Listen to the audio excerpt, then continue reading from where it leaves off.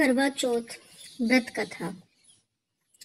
यह व्रत अति प्राचीन है। इसका प्रचलन महाभारत से भी पूर्व का है। यह व्रत सौभाग्यवती महिलाओं के लिए उत्तम माना गया है। सामान्य मान्यता के अनुसार सुहागन स्त्रियां इस व्रत को अपने पति की दीर्घ आयु के लिए रखती हैं। कहा जाता है इसे पांडवों की पत्नी द्रौपदी ने भी किया था।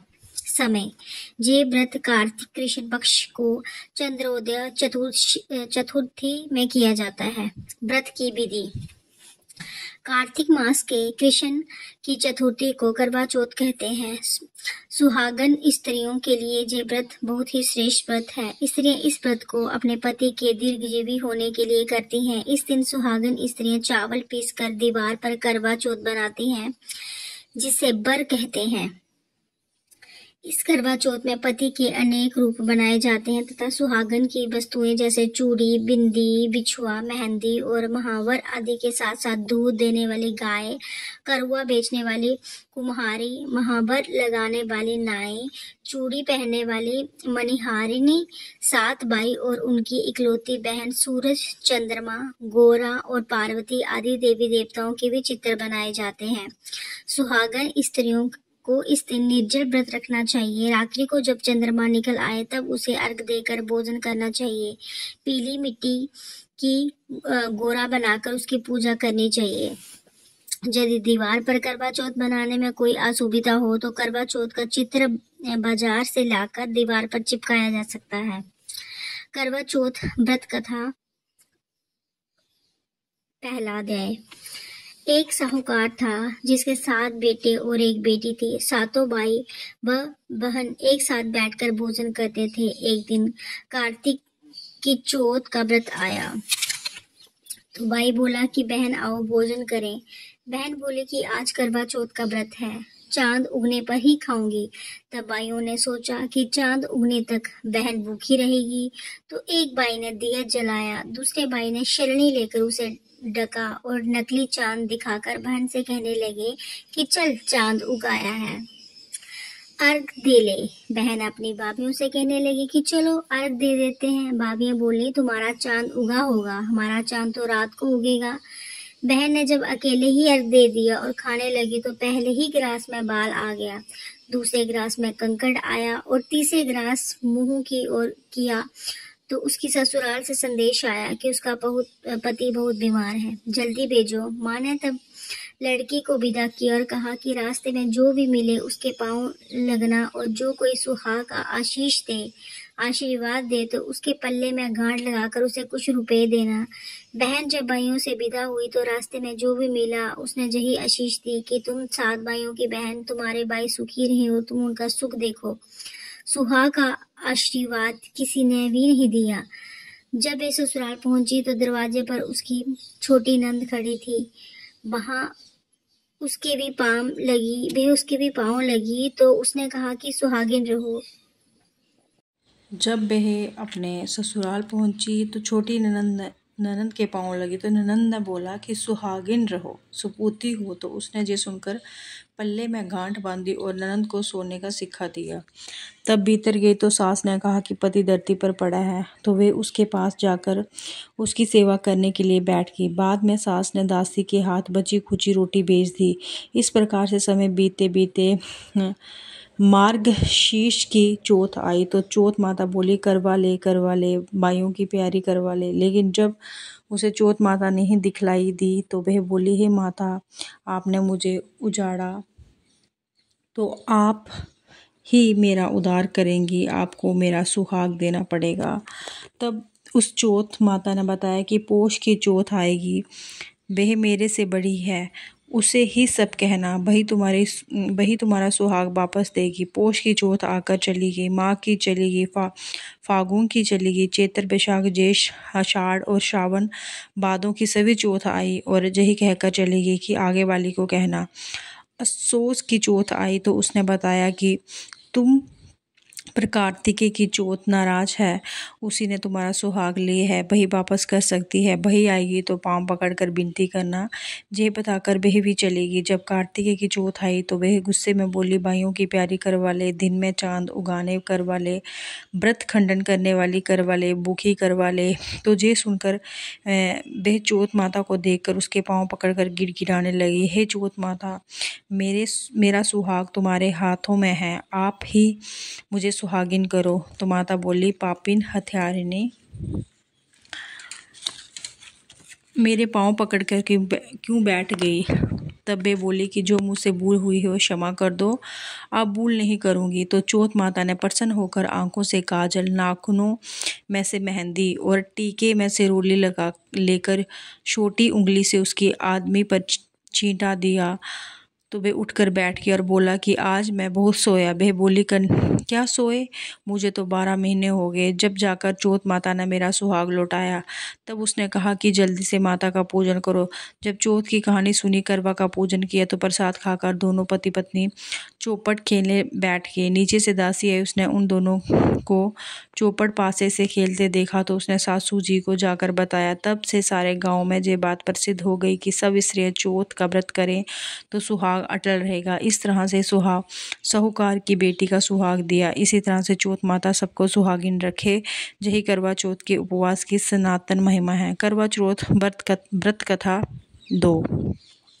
अति प्राचीन काल की बात है। एक बार पांडु पुत्र अर्जुन तप करने के लिए नीलगिरी पर्वत पर चले गए थे। इधर पांडवों पर अनेक मुसीबतें पहले से ही थी। इसे द्रौपदी ने शोक विह्वल हो कृष्ण की आराधना की। कृष्ण उपस्थित हुए और पूछा, कहो क्या कष्ट है। प्रभु, द्रौपदी ने हाथ जोड़कर कहा, मुझे क्या कष्ट है, आप तो स्वयं जानते हैं, आप तो अंतर्यामी हैं। मुझे कष्टों के बोझ से विह्वल कर दिया है। क्या कोई ऐसा उपाय है जिससे इन कष्टों से छुटकारा मिल सके। तुम्हारा प्रश्न अति उत्तम है। द्रौपदी कृष्ण मुस्कुराकर बोले, प्रभु, फिर मुझे दुखी नारी का कष्ट दूर करने का उपाय बताइए। द्रौपदी ने पूछा, यही प्रश्न एक बार पार्वती जी ने शिवजी से कह दिया था। तब श्री शिव जी ने करवा चौथ का विधान बताया था। फिर प्रभु, करवा चौथ की जानकारी मुझे भी दीजिए और उसकी कथा कहिए। तब कृष्ण ने एक पल सोचने के बाद कहा, दुख सुख जो संसारिक माना जाता है, प्राणी उसमें सदा ही लिप्त रहता है। मैं तुम्हें अति उत्तम करवा चौथ व्रत की कथा सुनाता हूँ, इसे ध्यान से सुनो। प्राचीन काल में गुणी, विद्वान, धर्मपरायण एक ब्राह्मण रहता था। उसके चार पुत्र तथा एक गुणवती सुशील पुत्री थी। पुत्री ने विवाहित होकर चतुर्थी का व्रत किया, किंतु चंद्रोदय से पूर्व ही उसे शुदा ने बाध्य कर दिया। इससे उसके सनही भाइयों ने शल्ब से पीपल की आड़ में कृत्रिम चंद्रमा बनाकर दिखा दिया। लड़की ने अर्घ दे भोजन कर लिया। भोजन करते ही उसके पति की हृदय गति बंद हो गई। इससे दुखी हो उसने अन्न जल त्याग दिया। उसी रात्रि में इंद्राणी भूविचारण करने आई। ब्राह्मण पुत्री ने उससे अपने दुख का कारण पूछा। इंद्राणी ने बताया, तुम्हें करवा चौथ व्रत में चंद्र दर्शन से पूर्व भोजन कर लेने से ये कष्ट मिले है। तब उसी लड़की ने अंजलि बांधकर विनय की कि इस मुक्ति होने का कोई उपाय बताइए। इस पर इंद्राणी ने कहा, यदि तुम विधि पूर्वक अगली करवा चौथ का व्रत करो तो तुम्हारे पति पूर्ण जीवित हो जाएंगे। कन्या ने ऐसा करने का वचन दिया और उसके पति स्वस्थ हो गए। इस पर उस कन्या ने वर्ष भर प्रत्येक चतुर्थी का व्रत किया और अनंत अखंड सुहाग प्राप्त किया। श्री कृष्ण ने कहा, हे द्रौपदी, यदि तुम इस व्रत को करोगी तो तुम्हारे सभी संकट टल जाएंगे। इस प्रकार द्रौपदी ने ये व्रत किया और पांडव सभी क्षेत्रों में विजयी हुए। इस प्रकार सौभाग्य, पुत्र, पौत्र आदि और धन दाने की इच्छुक स्त्रियों को ये व्रत विधि पूर्वक करना चाहिए। इस व्रत में भगवान शंकर की आरती की जाती है। करवा चौथ व्रत कथा 3। एक ब्राह्मण परिवार में 7 बहुएं थी। 6 बहुओं के मायके वाले बहुत अमीर थे। इसी कारण ससुराल में उनका बड़ा मान था, परंतु छोटी के मायके में कोई ना था। वे घर का सारा काम काज करती, सबकी सेवा करती, पर कोई भी उससे प्यार नहीं करता।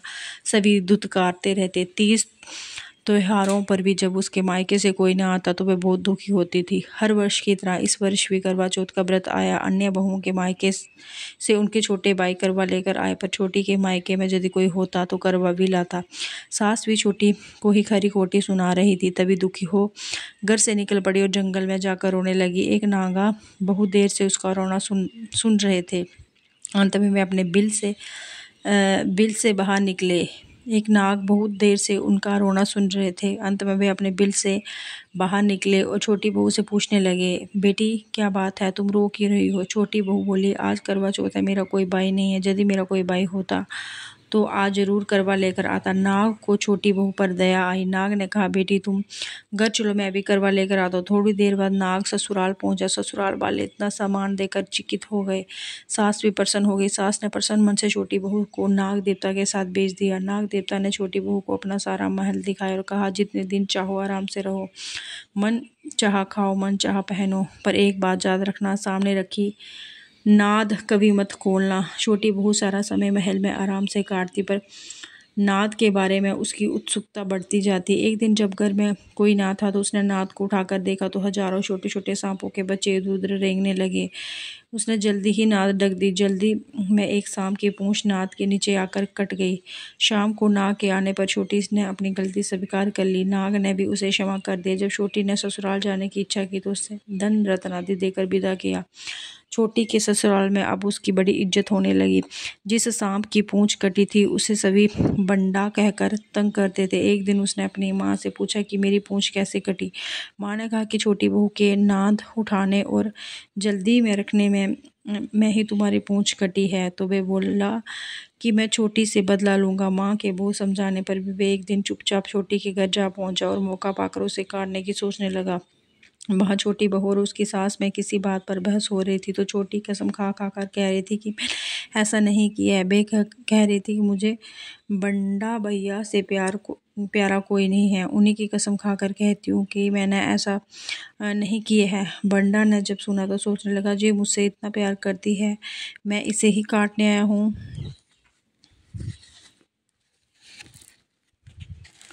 वे चुपचाप घर चला गया। माँ ने पूछा, ले आए बहन से बदला? वे कहने लगा, माँ बहन से कैसे बदला? तभी से बंडा बाई व छोटी बहन हुए।